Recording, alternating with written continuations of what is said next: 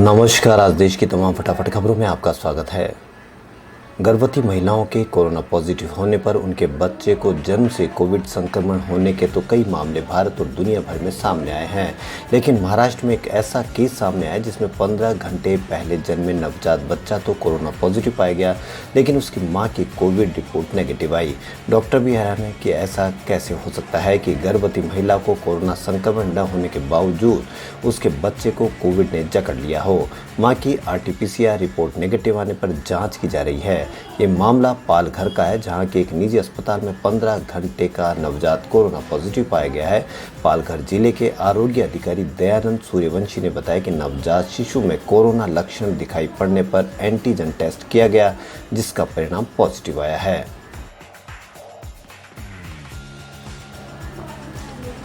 दिल्ली के मुख्यमंत्री अरविंद केजरीवाल ने केंद्र सरकार से 12वीं की परीक्षाएं रद्द करने की मांग की है। उन्होंने कहा कि पिछली परफॉर्मेंस के आधार पर किसी विद्यार्थी का आकलन किया जाए। दिल्ली के सीएम केजरीवाल ने ट्वीट करके कहा कि 12वीं की परीक्षा को लेकर बच्चे और पेरेंट्स काफ़ी चिंतित हैं। वे चाहते हैं कि बिना वैक्सीनेशन के 12वीं की परीक्षा नहीं होनी चाहिए। मेरी केंद्र सरकार से अपील है कि 12वीं की परीक्षा रद्द की जाए और पिछली परफॉर्मेंस के आधार पर विद्यार्थी का निर्धारण कर दिया जाए। देश में इलेक्ट्रिक गाड़ियों को प्रमोट करने के लिए सरकार कई योजनाओं और व्हीकल पॉलिसीज पर काम कर रही है। जानकारी के इलेक्ट्रिक या बैटरी गाड़ियों को बढ़ावा देने के लिए कुछ नए नियम लाने की तैयारी की जा रही है। हो सकता है कि जल्द इलेक्ट्रॉनिक्स गाड़ियों के लिए रजिस्ट्रेशन फीस और रजिस्ट्रेशन सर्टिफिकेट के रिन्यूअल फीस पर छूट मिल सकती है।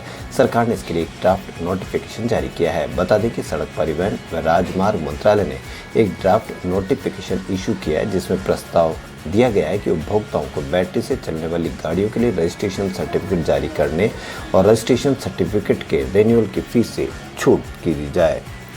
मंत्रालय ने इस प्रस्ताव पर आम जनता और सभी संबंधित स्टेक होल्डर से 30 दिन के भीतर उनका विचार मांगा है। यह नोटिफिकेशन 27 मई 2021 को जारी किया गया और इस पर कमेंट 27 जून 2021 तक भेजने होंगे। कांग्रेस महासचिव प्रियंका गांधी वाड्रा ने सरकार से सवाल पूछने पर अभियान जिम्मेदार कौन के तहत वैक्सीन उत्पादन के बाद केंद्र सरकार की वैक्सीन वितरण नीति पर सवाल उठाए हैं। प्रियंका ने कहा कि सरकार भारत की मात्र 3% जनसंख्या को कुल वैक्सीनेशन कर पाई है, जो कि सुरक्षा कवच तैयार करने वाले वैक्सीनेशन टारगेट से बहुत पीछे है। उन्होंने कहा कि हैरान करने वाली बात है कि दूसरी लहर के कहर के समय जब मोदी सरकार को वैक्सीन वितरण की व्यवस्था की बागडोर और ज़्यादा मजबूती से अपने हाथों में लेनी थी, उस समय सरकार ने अपनी जिम्मेदारी से पल्ला झाड़ते हुए वैक्सीन वितरण का दारोमदार राज्य सरकार पर डाल दिया है।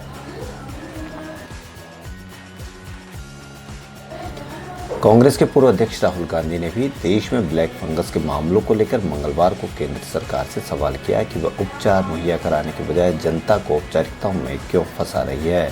उन्होंने ट्वीट किया, ब्लैक फंगस महामारी के बारे में केंद्र सरकार स्पष्ट करे कि एम्फिटोरिसिन बी दवाई की कमी के लिए क्या किया जा रहा है, मरीज को यह दवा दिलाने की क्या प्रक्रिया है। इलाज देने के बजाय मोदी सरकार जनता को औपचारिकताओं में क्यों फंसा रही है।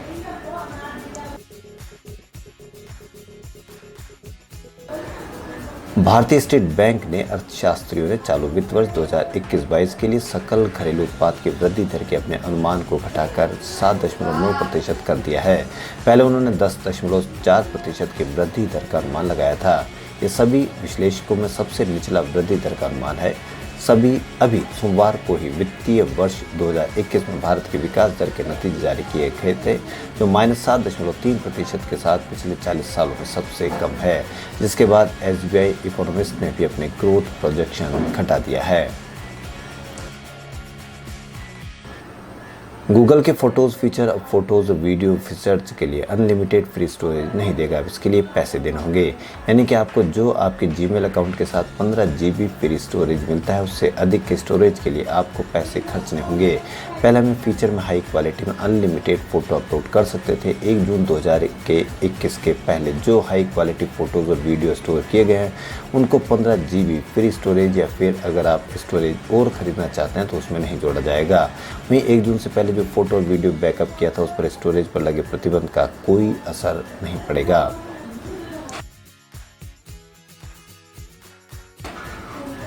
सुप्रीम कोर्ट ने मंगलवार को दिल्ली हाईकोर्ट के उस फैसले पर रोक लगा दी है जिसमें हाईकोर्ट ने लोगों द्वारा इंपोर्ट किए जा रहे ऑक्सीजन कंसंट्रेटर पर जीएसटी लगाने को असंवैधानिक करार दिया था।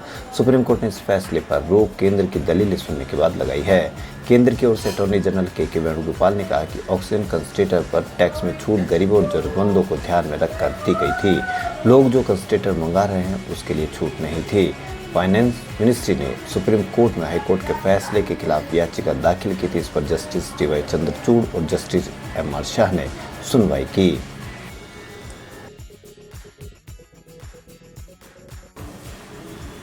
भारतीय आयुर्विज्ञान अनुसंधान परिषद के महामारी विज्ञान और संचार रोग विभाग के प्रमुख डॉक्टर समिरन पांडा ने कहा कि चौथे सीरो सर्वे कराने की योजना पर काम जारी है। आईसीएमआर के महानिदेशक की ओर से औपचारिक रूप से इसकी घोषणा की जाएगी। डॉक्टर समिरन पांडा का कहना है कि सबसे पहले जिन जिलों में संक्रमण दर अधिक है वहां बहुत तेजी से कार्य करने की आवश्यकता है। इसमें सीरो सर्वे भी मददगार साबित हो सकता है। उन्होंने कहा कि जनवरी में हुए सीरो सर्वे में 1/4 आबादी संक्रमण की चपेट में आने की पुष्टि हुई थी, लेकिन यह भी पता चला था कि 75% आबादी संकट में है जिन्हें बचाव की सबसे ज्यादा जरूरत है।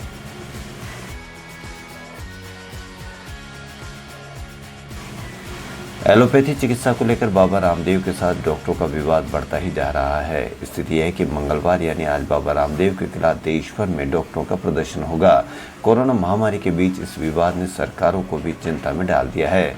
स्थिति यह है कि केंद्रीय स्वास्थ्य मंत्री डॉक्टर हर्षवर्धन ने हाल ही में बाबा रामदेव को पत्र लिख बयान वापस लेने की मांग तक की थी, लेकिन उसके बाद भी एक विवाद नहीं थमा, जिसके चलते अब न सिर्फ निजी बल्कि सरकारी अस्पतालों में कार्यरत रेजिडेंट डॉक्टरों ने भी विरोध प्रदर्शन में हिस्सा लेने की घोषणा की है।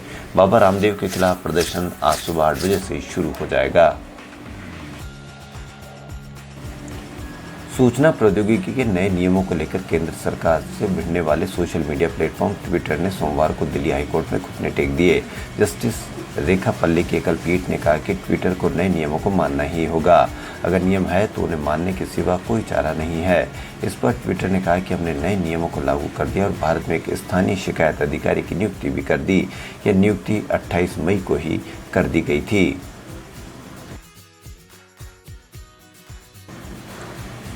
देश में कोरोना की रफ्तार तेजी से कम हो रही है। बीते दिन देश में 1,26,649 लोगों की कोरोना रिपोर्ट पॉजिटिव आई। इस दौरान 2,54,889 लोगों ने संक्रमण को मात भी दी। नए संक्रमितों का आंकड़ा बीते 55 दिनों में सबसे कम है। इससे पहले 7 अप्रैल को 1,26,276 लोगों में कोरोना की पुष्टि हुई थी। इसी बीच मौत के आंकड़ों में भी कमी आने लगी है। करीब 35 दिन बाद सोमवार को रोजाना मौत का आंकड़ा 3,000 से नीचे आया। इस दौरान 2,781 संक्रमितों की मौत हुई। फाइनेंशियल ईयर 2020-21 में जीडीपी ग्रोथ -7.3% रही।